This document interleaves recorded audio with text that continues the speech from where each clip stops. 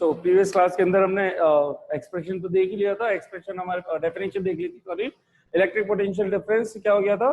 To move the unit positive charge in between two points, then whatever amount is being done, that is called electric potential difference between these given points in the that external electric field, and hence it is represented by the symbol delta V or VAB, which is given by the total work done upon total charge, यानी कि work done per unit बोले तो divide work done per unit charge यानी कि total charge से हमको divide कर देना है। So VAB is equals to VB minus AA WAB upon Q, total work done upon total charge।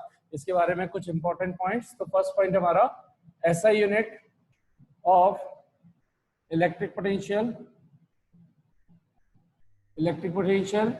is given in the honor of Volta, scientist का जो नाम था, तो इसलिए इसको दिया गया वोल्ट।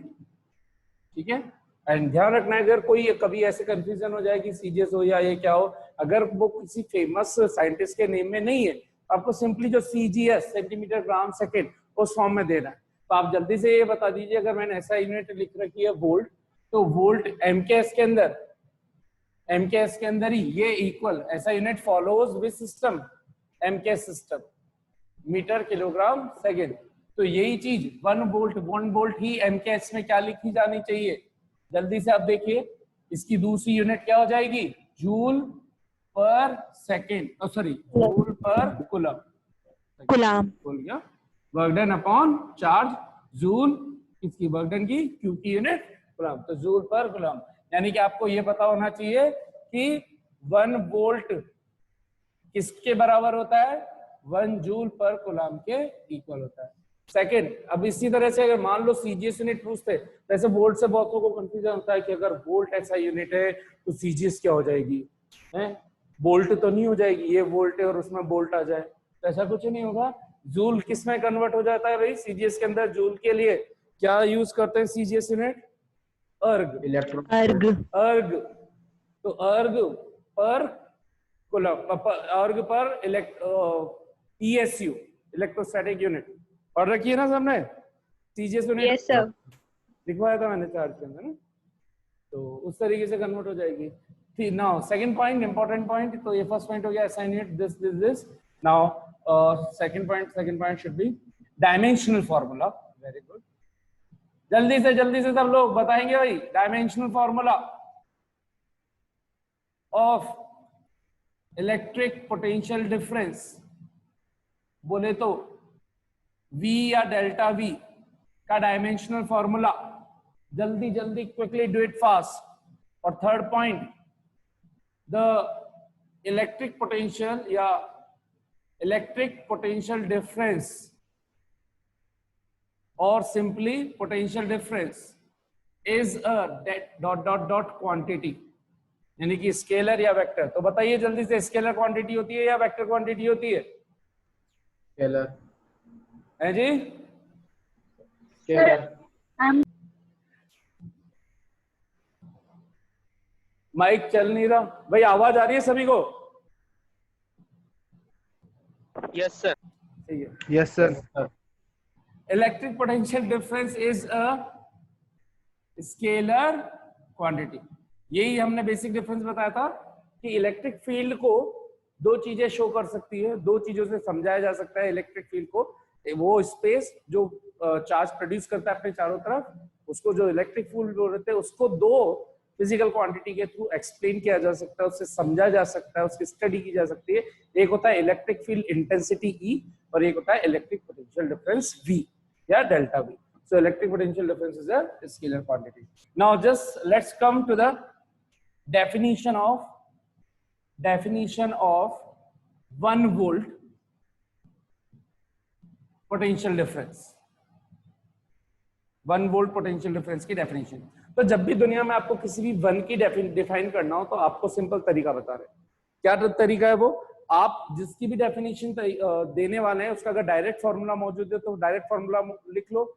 डायरेक्ट नहीं है यानी कि वो जिस मेन फॉर्मूले में इन्वॉल्व हो, तो वो फॉर्मूला लिख लो और उससे उसके लिए आंसर बना लो। फॉर एग्जांपल, जैसे मान लीजिए मैं पूछना चाहूँ 1 मीटर पर सेकंड स्क्वायर को डिफाइन करो, तो मुझे पता है 1 मीटर पर सेकंड स्क्वायर एक्सेलरेशन होता है। एक्सेलरेशन का डायरेक्ट फॉर्मूला b होता है a is equals to delta v upon delta t, change in velocity with respect to time, या फिर f is equals to m। मान लो इससे डिफाइन करना चाहता तो मैं इसको क्या लिखता f upon m।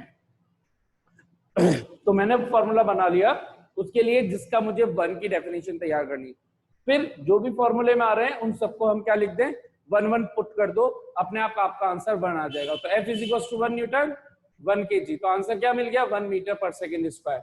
1 न्यूटन पर kg का मतलब ही क्या होता है 1 मीटर पर सेकंड स्क्वायर। तो इसको डिफाइन कैसे करेंगे कि 1 मीटर पर सेकंड स्क्वायर वो एक्सेलरेशन है जो 1 kg के मास पर 1 न्यूटन फोर्स लगाने से प्रोड्यूस हो। So 1 meter per second square is that much acceleration which is being produced by the force, which is being produced by the applied force of 1 Newton on 1 kg of mass. Similarly, if I need to define the 1 volt, first of all I need to write the formula. Since I am having the direct formula, delta V is equals to delta V or V, whatever you want to write, you may write V is equals to WAB upon Q. So when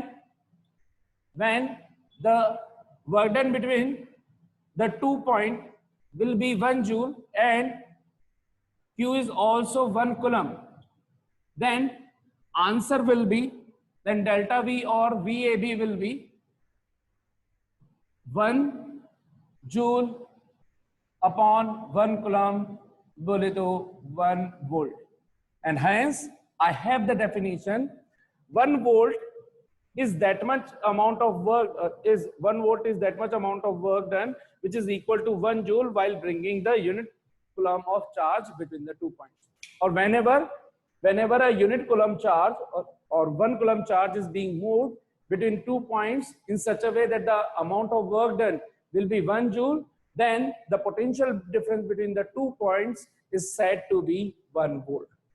So 1 volt is that much potential difference between the 2 given points whenever 1 coulomb charge is being moved and the amount of work done will be 1 joule.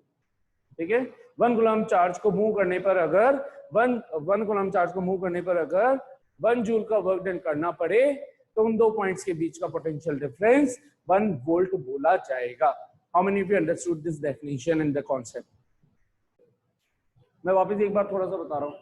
हम बात कर रहे हैं electric potential की, तो हमने बोला कि लेट्स सपोज ये है सोर्स चार्ज, ये है बी पॉइंट और ए पॉइंट को शिफ्ट कर दिया है इनफाइनाइट पे।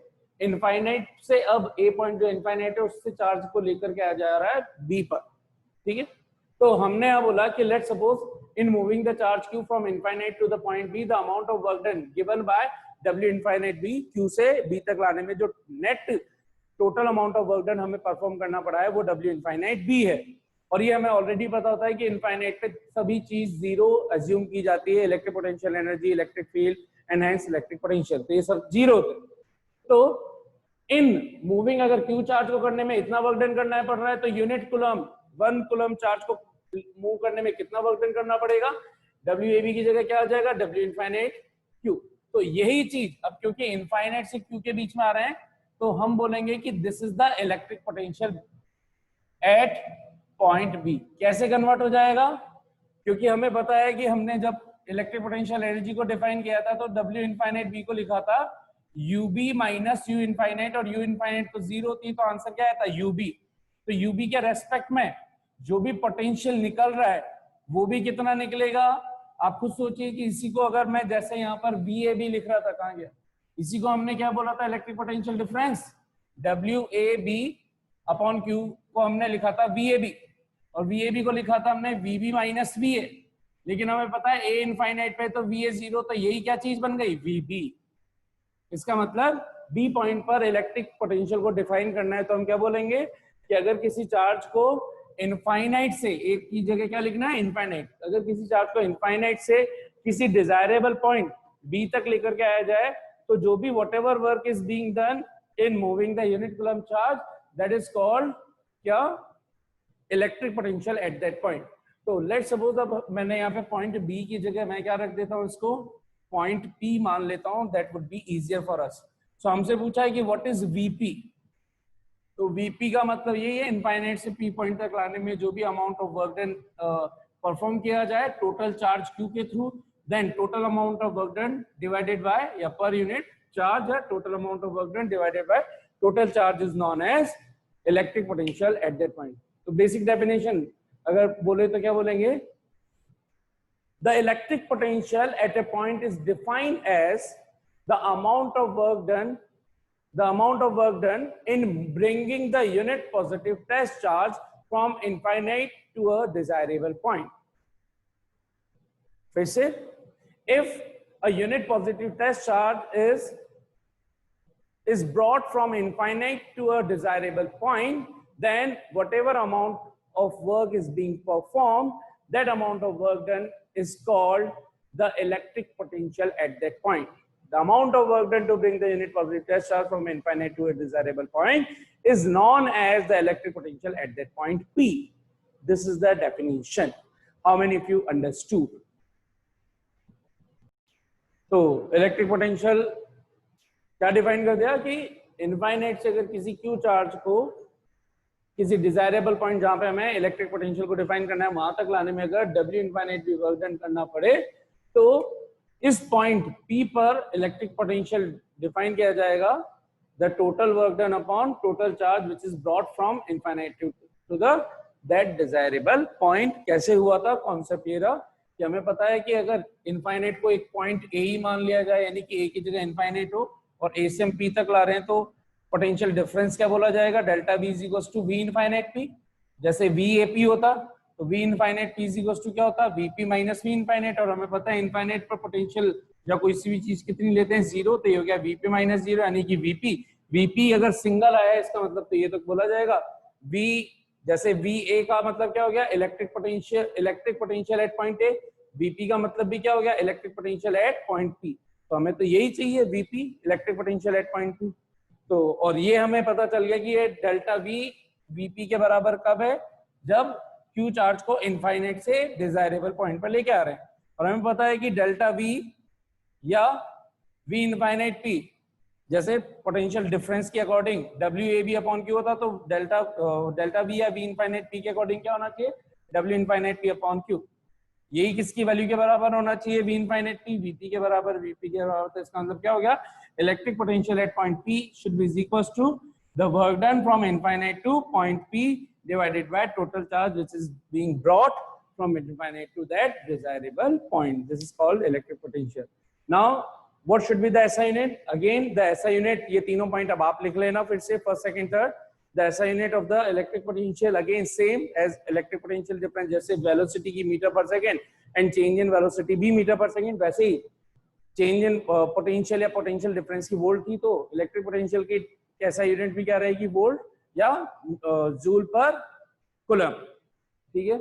और सेकेंड यूनिट की जगह सेकेंड पॉइंट क्या लिख लेंगे, इट इज डायमेंशनल फॉर्मूला भी फिर सेम ही हो जाएगा M1L2 T-3 A-1। और थर्ड पॉइंट क्या था scalar quantity, it is a scalar quantity. और 1 वोल्ट की डेफिनेशन अब हमें लिखनी है इस जगह पे, तो हम क्या बोल देंगे 1 वोल्ट की डेफिनेशन क्या हो जाएगी, जब ये भी 1 जूल ये भी 1 जूल, तो अगर हम बोलेंगे कि if the unit coulomb charge is being brought from infinity to a desirable point and the amount of work done is 1 joule,